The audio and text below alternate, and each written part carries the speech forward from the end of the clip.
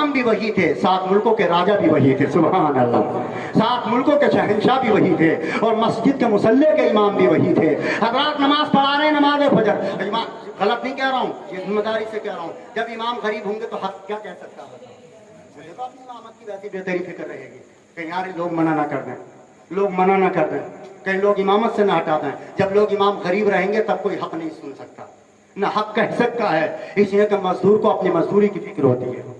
अगर आप चाहते हो कि इन मस्जिदों के मुसल्लों से हक बात की जाए तो गरीब इमाम मत रखो, मालदार इमाम रखो, मालदार रखो इमाम, जिसे इमामत की फिक्र ना हो, ऐसों को इमाम बना जाए। इसलिए कि गरीब इंसान हक बात कहने से कतराता है, गरीब इंसान हक बात कहने से झिझकता, उसे अपनी नौकरी और अपनी इमामत की फिक्र होती है। और जिस दिन से ये गुर्बत इमाम बने हैं तब से मस्जिदों से हजरात मोहतरम हक बात कहने की रुखसत हो गई है। आप देखते हो नहीं, किसी के नहीं कह सकता इमाम आज, और मियां जनाब से अगर कोई बात कह दे तो फौरन पकड़ के बैठक पे बुला लिया जाता है, बोले आज तुमने हमारे खिलाफ कह दी बात, हमारे खिलाफ क्या दी बात, आज से नहीं रहोगे हमारे महल में, नहीं रहोगे हमारी मस्जिद में। तो अगर इमाम मजबूत होगा ना, हाथ जोड़ करके कहेगा हाजी जी आपको मस्जिद आपकी मुबारक हो, मैं आपके लिए नहीं आया, मैं तो अल्लाह की नमाज पढ़ाने के लिए आया था, है ना?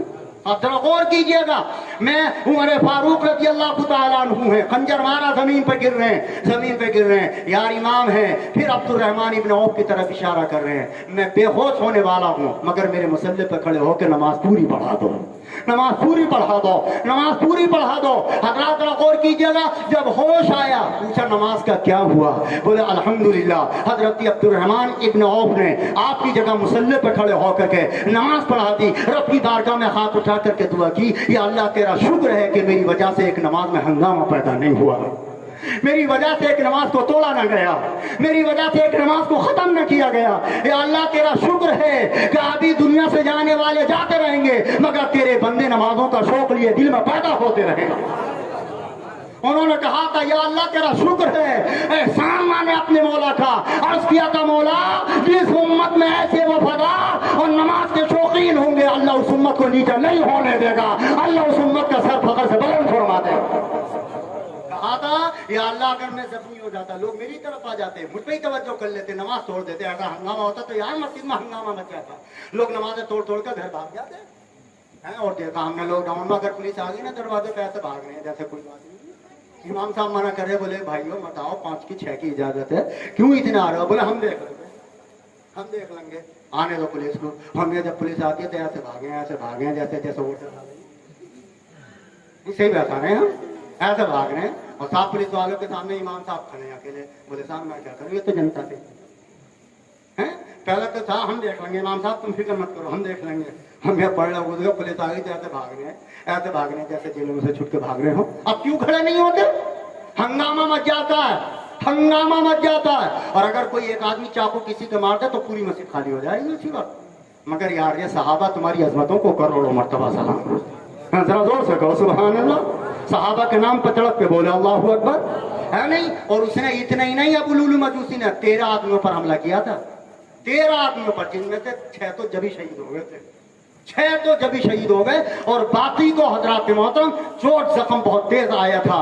मगर यार उमर फारूक से जब बताया गया, कहा गया कि नमाज अल्हम्दुलिल्लाह मुकम्मल सुकून के साए में अदा की गई है, रब की बारगाह में हाथ उठा करके दुआ करते हैं या अल्लाह अभी नमाजों की शानों को समझने वाले तेरे बंदे मौजूद हैं, या अल्लाह भी ऐसे बंदे मौजूद हैं। मुझे मेरे मौला तेरा शुक्र है कि एक उमर की वजह से फजर की नमाज में हंगामा नहीं हुआ, वरना किया तो अबू लुलू मजूसी ने था, मगर मैं गिर था, मेरी तरफ लोग आ जाते तो कल क़यामत में मुझसे ही तो पूछा जाता उमर तेरी वजह से एक नमाज में हंगामा हुआ था, ऐ उमर तेरी वजह से नमाज जमात के साथ ना हो सकी थी, एक नमाज तेरी वजह से कज़ा हो गई थी। या अल्लाह तेरा शुक्र तेरा एहसान है, जिस दिन ऐसा दीन का फिक्र पैदा करने वाले पैदा हो जाए अल्लाह की इज्जत की सोबा कसम पूरी दुनिया में दीन ही दीन नजर आएगा, इस्लाम ही इस्लाम नजर आएगा। इसने किसी दानिश्वर ने कहा था कि साहब अगर एक उमर पैदा और हो जाता तो पूरी दुनिया में इस्लाम ही इस्लाम। हज़रात मोहतरम मैं वो बात पूरी कर दूं, टाइम हो गया है, वो बात पूरी कर दूं 2 मिनट की, इंशाअल्लाह खत्म करूं। कलमा शरीफ पढ़ना ला इलाहा इल्लल्लाहु मुहम्मदुर रसूलुल्लाह सल्लल्लाहु अलैहि वसल्लम। तो सुलेमान जसूली साहब हैं, सुलेमान जसूली साहब है, कुआं सामने मौजूद है, मगर यहाँ पर ढोल और रस्सी नहीं है, पानी निकालने का इंतजाम नहीं है। साहब देख रहे हैं, ऊपर अचानक मुंह उठा करके देखा तो एक 7 साल की बेटी थी, جو کچے اپنے گھر پہ تھی، 7 سال کی بیٹی. کتنے سال کی؟ 7 سال کی. 7 سال کی بیٹی. تو وہ اوپر سے کہنے لگی اے سلیمان جزولی کیا کر رہے ہو؟ کبھی ادھر کبھی ادھر کیا دیکھ رہے ہو؟ وہ حیرت سے یہ جنگل میں رہنے والی میرے نام کو کیسے جانتی ہے؟ میرے نام کو کیسے جانتی ہے؟ بولے وہ میں دیکھ رہا ہوں وضو کرنا ہے اور پانی کا انتظام نہیں ہے. تو بچی نے اوپر سے کہا تھا سلیمان جزولی کہ آپ کو نظر نہیں آتا؟ آپ کو دیکھتا نہیں؟ آپ آنکھوں سے نہ بھی نا؟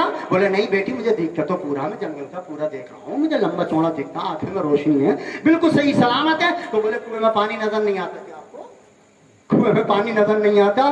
سلیمان جزولی کہتے ہیں بیٹی پانی تو ہے مگر ڈول اور رسی نہیں ہے، پانی نکالنے کا انتظام نہیں ہے. تو وہ بچی 7 سال کی کہتی ہے سلیمان جزولی صاحب ویسے بوڑھے ہو گئے اور تم سے کنویں سے پانی بھی نہیں نکل سکتا، ویسے بوڑھے ہو گئے، تمہارا چرچا پورے اطراف میں، پورے اکناف میں، تمہارا چرچا مصر میں، وادیوں میں، ادھر ادھر تمام جگہ تمہارا چرچا، مگر تم میں تو ابھی اتنا بھی کمال پیدا نہیں ہوا کہ کنویں سے پانی. بولے بیٹی کنویں سے پانی ڈول اور رسی کے ذریعے نکلتا ہے، ایسے تھوڑی نکل جاتا پانی. بولے نہیں ذرا سلیمان جزولی صاحب توجہ تو کیجیے گا. بولے بیٹی کیسے نکلے گا پانی؟ بولے ابھی دیکھیے گا. میاں وہ 7 سال کی بچی چھت پہ بیٹھی ہے اور چھت ہی سے تھوک دیتی ہے. اونچا بولو سبحان اللہ.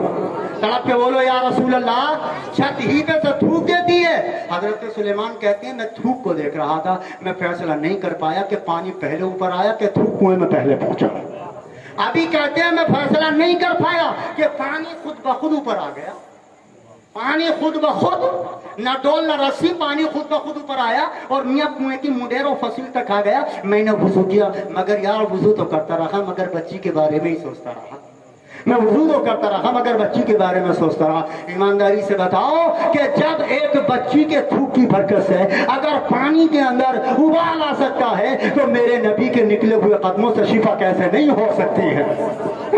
کیسے نہیں ہو سکتی ہے؟ اور جب ایک بچی کے تھوک میں اتنا کمال ہے تو جس وقت 9 مہینے تک پیغمبر اسلام کی ماں فاطمہ نے اپنے پیٹوں میں رکھ کر اپنے بیٹے کو 9 مہینے گزار کر کے کنویں پر تشریف لے گئی ہوں گی اور کنویں میں جھانک کر کے دیکھا ہوگا تو کیا کنویں کا پانی دیدار کے لیے نہیں آیا ہوگا؟ جب ایک بچی کے تھوک میں اتنا کمال ہے تو نبی کی امی جان میں کتنا کمال ہوگا، نبی کی ماں میں کتنا کمال ہوگا. جب تھوک میاں نماز پڑھ لی، نماز پڑھ کر کے کہنے لگے بیٹی ذرا نیچے اتر کے آ جا. نیچے اتر کے آئی، نیچے آئی، اتر کے 7 سال کی بچی اسے گود میں دبایا، محبت سے اس کے گالوں کو چوما، پیار سے چوما اور کہا میری بیٹی یہ بتا یہ کمال تیرے اندر کیسے پیدا ہوا؟ تو پھر مسکرا کے ہنس کے کہنے لگی سلیمان جزولی اتنے بڑے عالم، مفتی ہو آپ، علامہ ہو، محدث ہو آپ، اور آپ کو اتنا بھی پتہ نہیں ہے کتنی یہ کمال کس سے پیدا ہوا؟ نہیں بیٹی مجھے نہیں پتا، تو بتا دے. ارشاد فرمایا اس بچی نے اے سلیمان جزولی صاحب یہ کمال اس میں پیدا ہوا ہے میں اٹھتے بیٹھتے اپنے پیغمبر پہ درود پڑھتی ہوں. ذرا اونچا بولو سبحان اللہ. اپنے پیغمبر پر درود پڑھتی ہوں. یہ درودوں کی برکتیں ہیں اور اللہ نے درود کی وجہ سے میرے تھوک میں یہ کمال پیدا کیا ہے. میں ایک مرتبہ اور اس کے ماتھے کو چھوا اور کہا تھا جب 7 سال کی بچی کا عالم یہ ہے تو اس کے بوڑھے ماں باپ کا عالم کیا ہوگا؟ یعنی اس کے بوڑھے ماں باپ کا عالم کیا ہوگا؟ جب بچوں کی تربیتیں ہوتی ہیں تو وہ کوڑی نہیں پھدولتے ہیں. جب بچوں کی تربیت ہوتی ہے حضرات وہ جا کر کے بچوں میں گالیاں نہیں دیتے ہیں بلکہ اگر وہ کبھی چلے جائیں الحمدللہ یا تو نبی کی نعت سناتے ہیں یا قرآن کا پڑھنا سناتے نظر آتے ہیں. ہماری اپنی ذمہ داری ہے. حضرات کہا تھا علامہ سلیمان جزولی صاحب نے کہ جب درود پاک سے اتنا کمال پیدا ہوتا ہے مصر آئے آپ نے قلم اٹھایا نبی کی شان میں شعر کہے اور پہلا درود پاک پہ شعر پھر دوسرا درود پاک پہ یہاں تک کہ آپ نے تقریباً 100 اشعار لکھے ہر شعر میں درود پاک ہر شعر میں درود پاک. اور جب مکمل ہو گیا اسی کا نام رکھا دلائل الخیرات. دلائل الخیرات دلائل الخیرات. علماء فرماتے جو دلائل الخیرات کی روزانہ تلاوت کرے گا روزانہ پڑے گا اللہ کے حبیب خواب میں آ کر کے اسے زیارت فرما دیتے ہیں. جب مکمل ہو گیا یہ درود پاک کا خزانہ دلائل الخیرات ایک دن پیغمبر اسلام تشریف لے آئے اور آ کر کے سلیمان جزولی سے کہا با اے سلیمان جزولی جا ہم نے تیری کتاب کو اپنی بارگاہ میں قبول فرما لیا ہے، ہم نے تیری کتاب کو قبول کر لیا ہے. یہ وہ لوگ تھے جن کی وجہ سے دین کی بہاریں زندہ تھی، یہ وہ لوگ تھے جن کی وجہ سے دین کی رانائیاں زندہ تھی، جن کی وجہ سے دین زندہ تھا، اسلام انہی کی وجہ سے زندہ تھا. ہم نے تو اسلام کو ڈھانے کی باتیں کی ہیں، اسلام کو مٹانے کی باتیں کی ہیں، اسلام کو کمزور کرنے کی باتیں کی ہیں. اللہ کرے ہم میں بھی وہی جذبہ ایمانی پیدا ہو جائے. انہی چند باتوں پر اپنے گفتگو ختم کر رہے ہیں. اللہ کریم اپنے حبیب کریم کے صدقے میں معاف فرمائے. یاد رہے ماں باپ اپنی اولاد کے لیے ذمہ دار ہیں. استاد اپنے شاگردوں کے لیے ذمہ دار ہیں۔ حضرات محترم، جو ذمہ داری جس جگہ کی ہے، پیر اپنی مریدوں کے لیے ذمہ دار ہے۔ اگر کل قیامت کے دن کسی پیر کے مرید بے نمازی رہے تو پیر سے بھی پوچھا جائے گا۔ اگر کسی حضرات محترم، اگر کسی استاد کے شاگرد بے نمازی رہے تو کل قیامت میں استاد سے بھی پوچھا جائے گا۔ اگر کسی ماں باپ کے اولاد بے نمازی رہی تو کل قیامت میں ماں باپ سے بھی پوچھا جائے گا۔ اس لیے کہ ہر بندے کو اپنی ذمہ داری نبھانا چاہیے۔ اللہ ہمیں آپ کو سب کو اپنی ذمہ داریوں کو سمجھنے کی توفیق عطا فرمائے۔ میری کم علمی کی بنیاد پر اگر کوئی بات غلط نکل گئی ہو، آپ تمام حضرات کے سامنے توبہ کرتا ہوں، اللہ کریم اپنے حبیب کریم کے صدقے میں معاف فرمائے۔ کسی دانشور نے کہا تھا اگر ایک اور عمر دنیا میں آ جاتا تو پوری دنیا میں اسلام ہی ہوتا۔ دونوں جہاں میں تمہیں مطلوب گر آرام ہے، دونوں جہاں میں تمہیں مطلوب گر آرام ہے۔ ان کا دامن تھام لو جن کا محمد نام ہے، ان کا دامن تھام لو جن کا محمد نام ہے۔ اور نہ دولت سے، نہ شہرت سے، نہ گھر آباد کرنے سے تسلی دل کو ملتی ہے خدا کو۔